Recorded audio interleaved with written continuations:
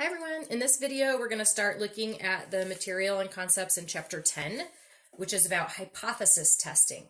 So before we get into the details here, really what we're trying to do is we're trying to take some information that we have from a sample and make some prediction about a whole population. So we're doing our inferential statistics and we're hoping to be able to not necessarily prove a result, but support a result.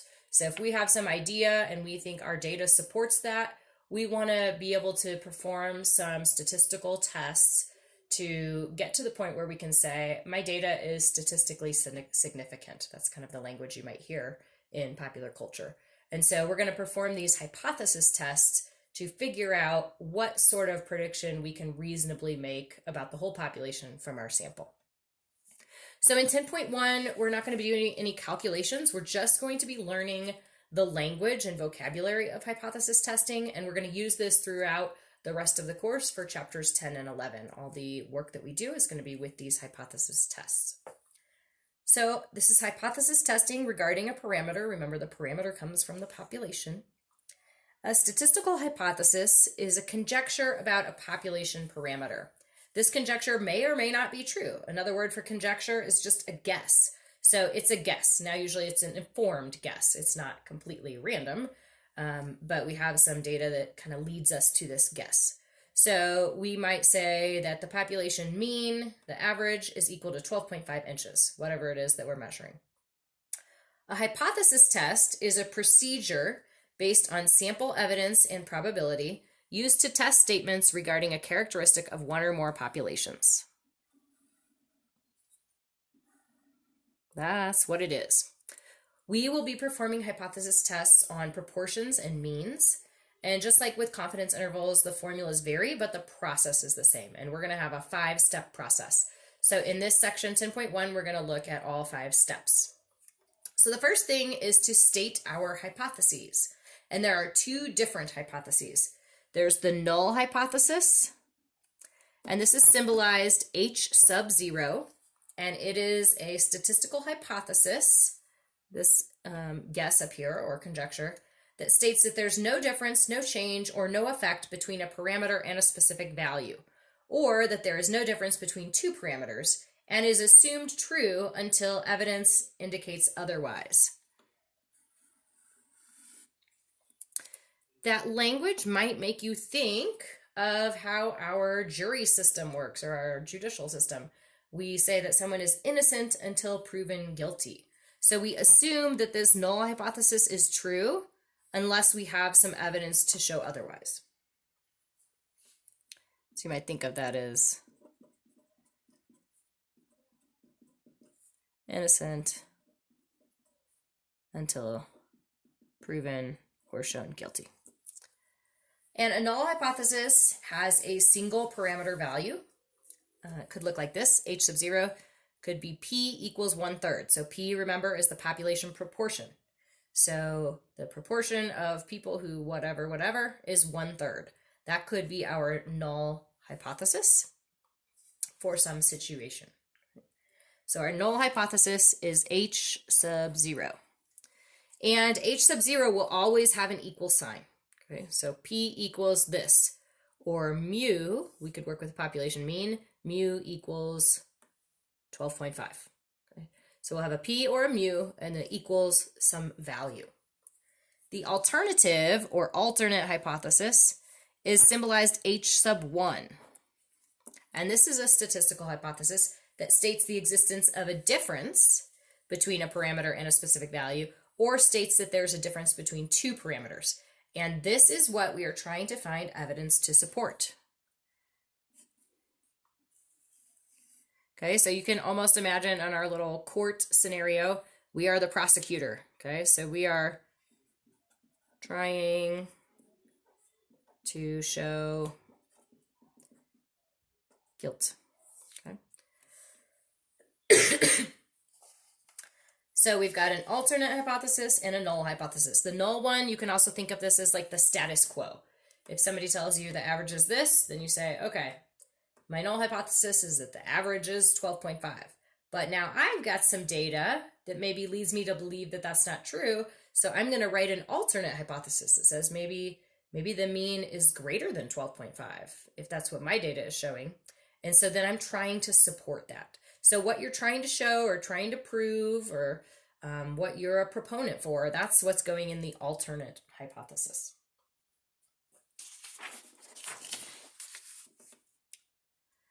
An alternate hypothesis has a range of values that are alternatives to the one in H sub 0. So the one in H sub 0 says that it's equal. So the one that goes in H sub 1, the alternate hypothesis, just can't be equal. So it could be not equal. The population parameter is not equal to a third. It could be less than a third, or greater than. And we're just using 1/3 as our example here. So what happens is you've got 3 different alternate hypotheses you could use with the same null hypothesis.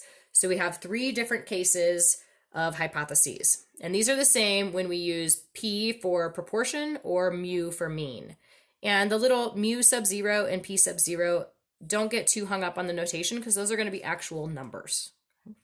So mu sub 0 or P sub 0, those are called the null value and will be some number. And it's the specific value specified in the null hypothesis for the population parameter of interest. So it's kind of like the given. Okay? So that's the status quo or the number they give you. So what's going to happen, we are going to look at what kind of tests these are. We still are just in step 1. We're still just setting up the hypotheses. But because we have these 3 different cases, we need to be able to identify the different kinds of scenarios and with a name. And later we'll get into the pictures as well. So case A is called a two-tailed hypothesis test, when the alternative hypothesis H1 includes values in either direction from a specified standard. So for example, men and women have different verbal abilities. They don't tell you who's higher, who's lower, or how they're measuring this, but we know that they're different. So different is kind of a key for that not equal to. So this one is a two-tailed test. Cases B and C are called one-tailed hypothesis tests when the alternative hypothesis H1 specifies a single direction. So either direction or single direction. So case B, it's a left-tailed test because it claims that the parameter, mu, is less than the null value. For example, one doctor claims that less than 20% of patients suffer from side effects. So this is a left-tail test. And case C, you might have guessed, is going to be a right-tail test. So a right-tail test happens when it claims that the parameter is greater than the null value. So the proportion of the population that favors a legislator's plan is more than 0.5. So that would indicate that we have a right-tailed test. So again, we've got two-tailed, left-tailed, and right-tailed. The left and the right-tailed tests are both one-tailed tests. We don't really talk about them as being a one-tailed test because we always want to think about what direction it is. So we're going to think about them specifically as a left-tailed test or a right-tailed test. So here are some examples. So again, we're still just on step 1 of 5. But step 1 is to write our appropriate hypotheses. Use mu for mean, P for proportion, and that looks a little funny, but that's a sigma for standard deviation. State whether the test is right, left, or two-tailed. So here's what we've got. A researcher thinks that if expectant mothers use vitamin pills, the birth weight of babies will increase. The average birth weight of the population is 8.6 pounds. So we're always going to have our null hypothesis and our alternate hypothesis, and we're going to write those as H sub 0 and H sub 1, and then a colon after that. And then we're going to write the statement in terms of whatever symbol we have. So there should be a keyword in here. Average means we're using mu. Okay? So mu equals, and then mu something else. So what we kind of know, the information that we're working with, the status quo, the kind of starting point, the what's given, is that the average is 8.6 pounds. Now what we're going to put in H sub 1 is what the researcher is trying to show, what they think is true and what they're trying to support with their data. So the researcher thinks that the birth weight of babies will increase. So if it's 8.6 right now, the researcher believes that then the birth weight of babies will be greater than 8.6. This is called our claim. This is what the researcher believes and what they're trying to support and show evidence for. So since it is a mu greater than, this is going to be a right-tailed test.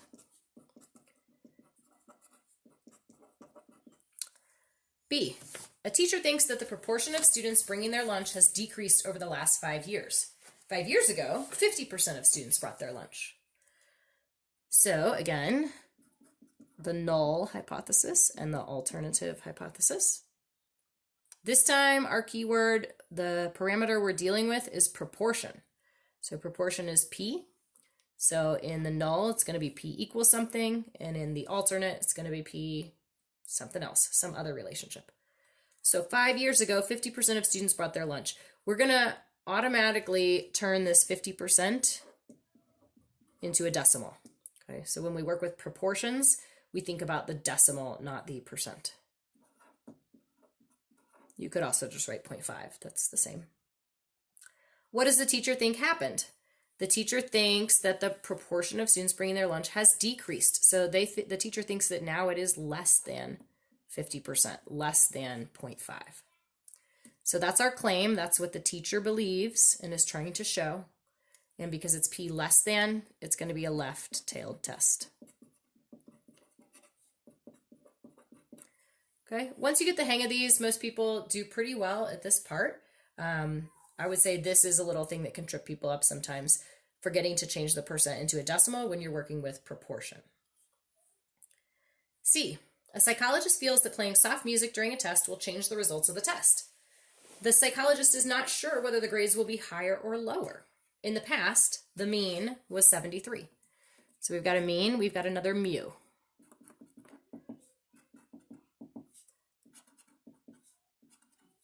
So our status quo, what we know or what was true in the past was that the mean was 73.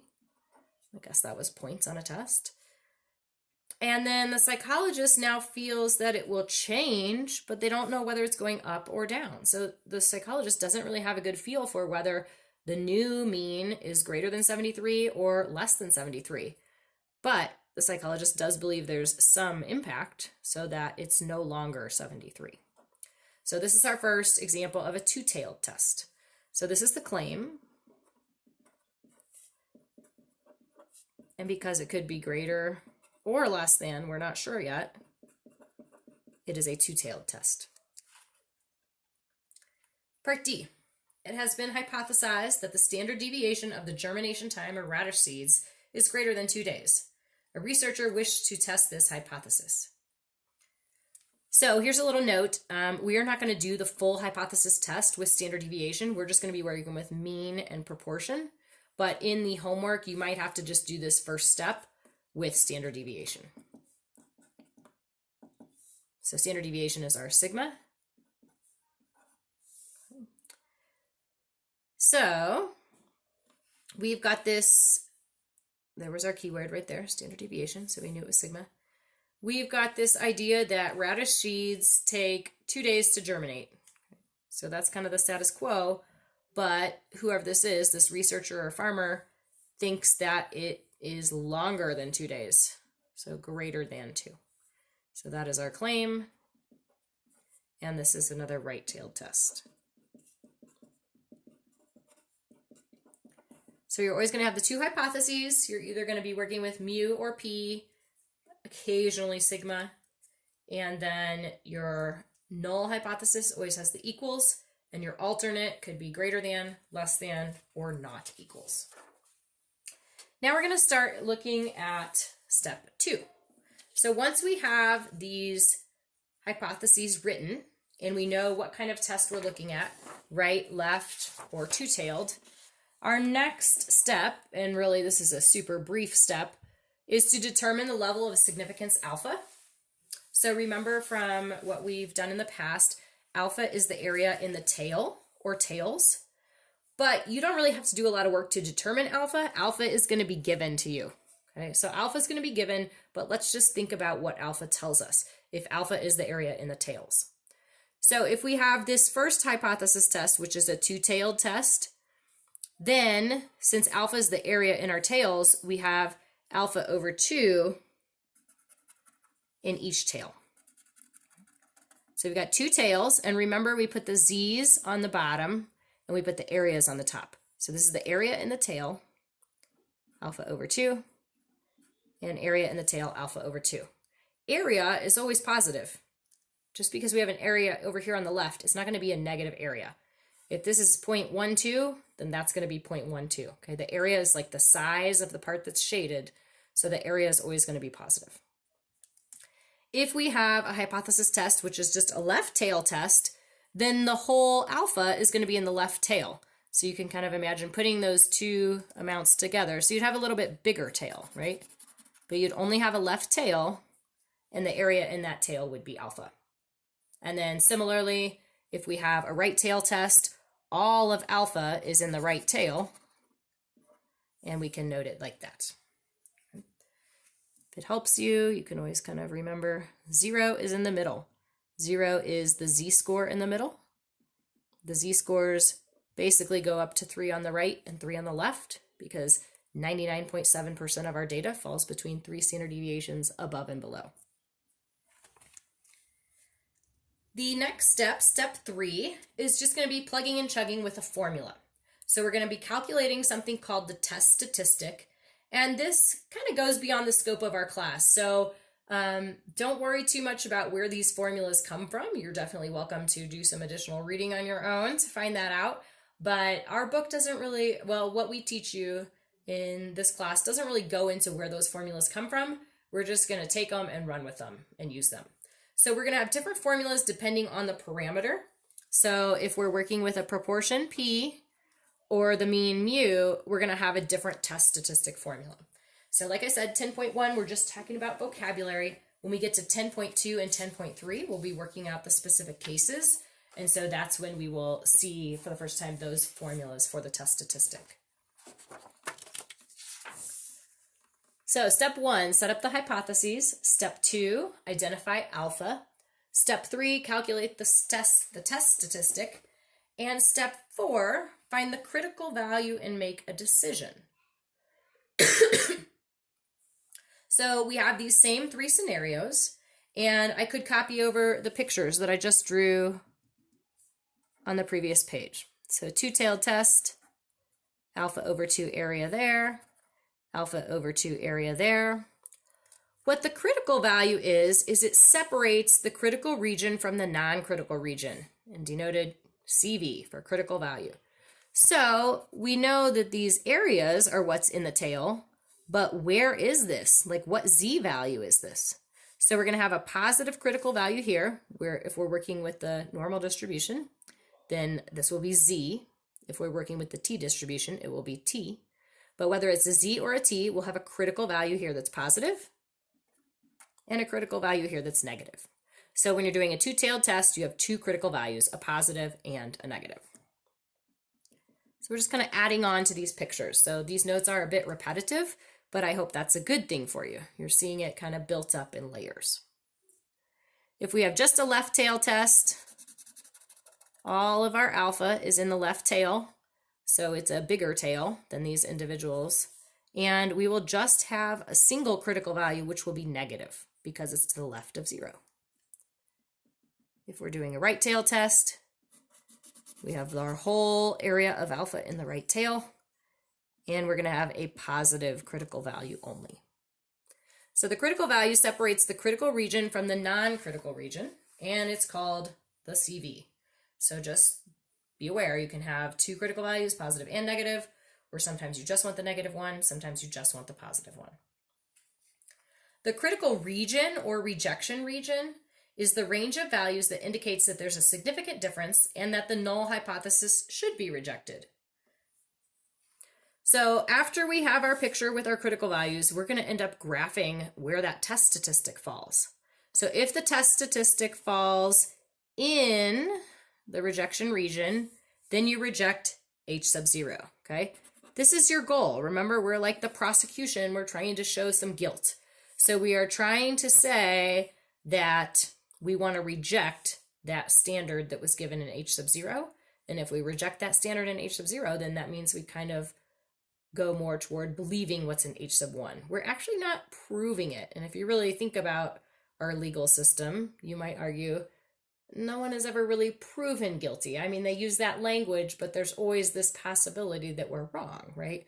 So in these, we're really not going to talk about proving that we're right, or that our data is true or anything like that, but we're going to say whether we can reject or whether we're not able to reject that null hypothesis in H sub 0. The non-critical or non-rejection region is the range of values of the test value that indicates that the difference was probably due to chance and that the null hypothesis should not be rejected. So if the test statistic falls in the non-rejection region or outside the rejection region, then you fail to reject H sub 0. And this is like, oh, bummer. Okay. We want to be able to reject H sub 0 because what we're trying to show, our claim, is in the H sub 1. So we want to say, no, we're not going to use H sub 0, we're going to use H sub 1. That's kind of the goal of this whole process. One more set of pictures, and then we'll talk about our statement of conclusion.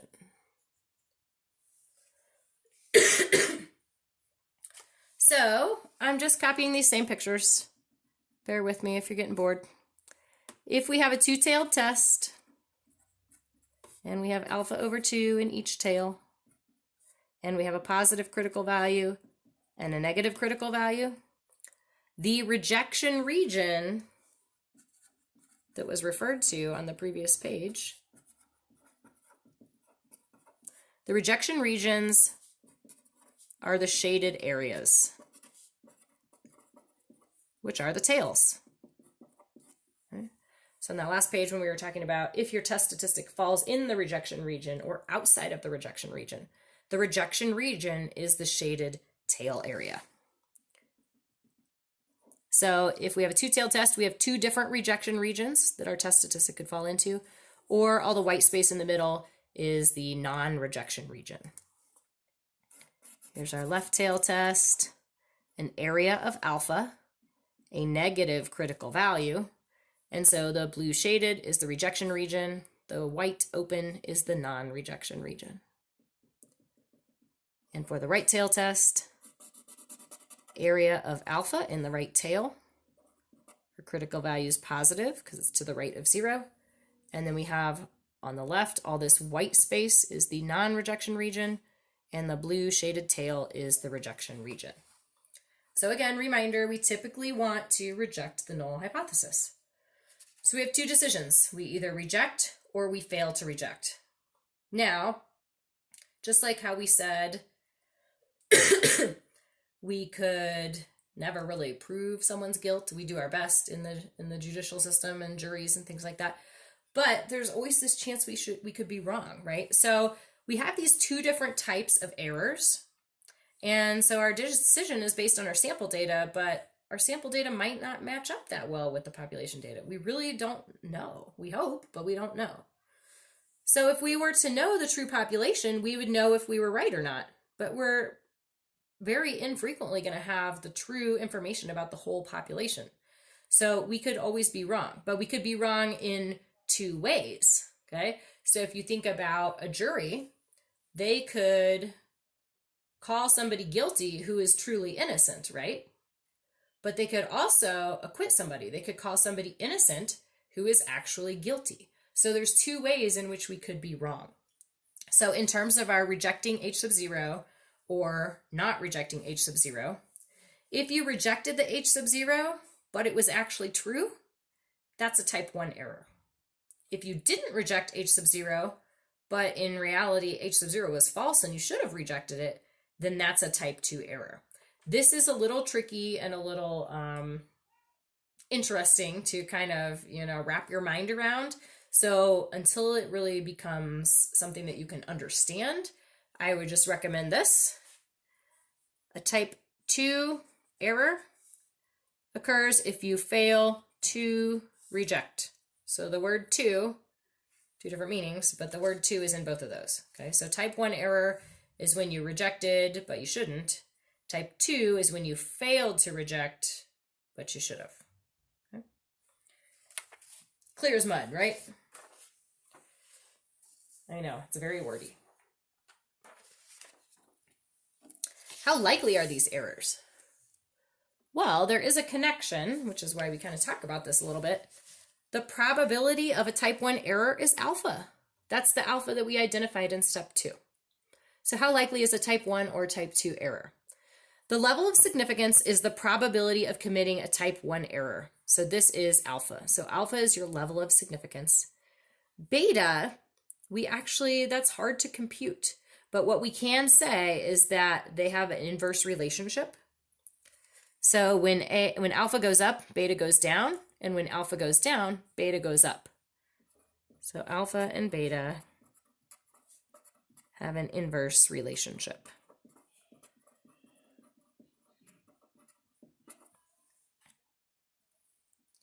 So if you know what's more important to you, if you want to avoid an alpha type 1 error more than you want to avoid a beta type 2 error, then you can adjust those values of alpha and beta accordingly so that you kind of go with your priority.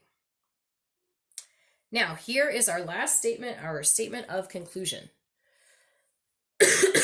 What we are always going to end up saying is there is or is not, we've got to pick one, sufficient evidence to support the claim that whatever you said in H1, okay? The way our class is set up, we're always going to talk about supporting the claim in H1 or not supporting the claim. So you could have these scenarios where the claim is in H sub 0, but not in this class. So this is in the real world it happens, but we're not going to do these type. So for now, just focus on this. The claim is in H sub 1. So if you get to the point where you find your test statistic and you look at your rejection region and you see where you are, if you reject your H sub 0, there is enough evidence to support the claim in H1. If you fail to reject H sub 0, then there is not enough evidence to support the claim in H1. So here, let's just practice that real briefly. Here were our two hypotheses. Our null hypothesis was that P equals 0.02. So the proportion of whatever is 0.02, 2%. And the alternate hypothesis was that the proportion was really greater than 0.02. More than 2% of whatever fell into a certain category. So if you reject H sub 0, here's what you say. There is enough evidence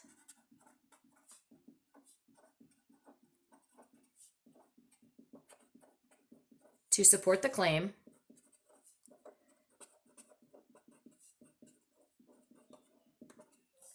that P is greater than 0.2, right? Because there was your claim. That's what you were hoping to show. And your data said you should reject H sub 0. So there is enough evidence to support the claim that P is greater than 0.02. That would be your step 5 statement of conclusion. In part B, if you fail to reject, it's the other one. There's not enough evidence. I will also actually use the word sufficient evidence a lot of the time. So there is not sufficient evidence to support the claim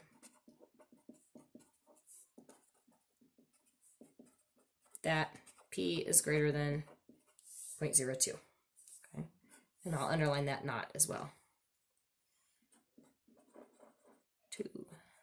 Okay. So if you got to reject H sub 0, that was good for you, right? You got to say there's enough evidence to support my claim. But if you failed to reject, this was kind of the bummer case, right? There's not enough evidence to support the claim that I thought was true, that P is greater than 0.02. And we'll, of course, decide which one of those to pick based on our step 4. So just in review of what we've looked at in 10.1, here are the 5 steps altogether. We state the hypotheses, H sub 0 and H sub 1. We determine alpha. It's going to be given to us. And then we compute the test statistic.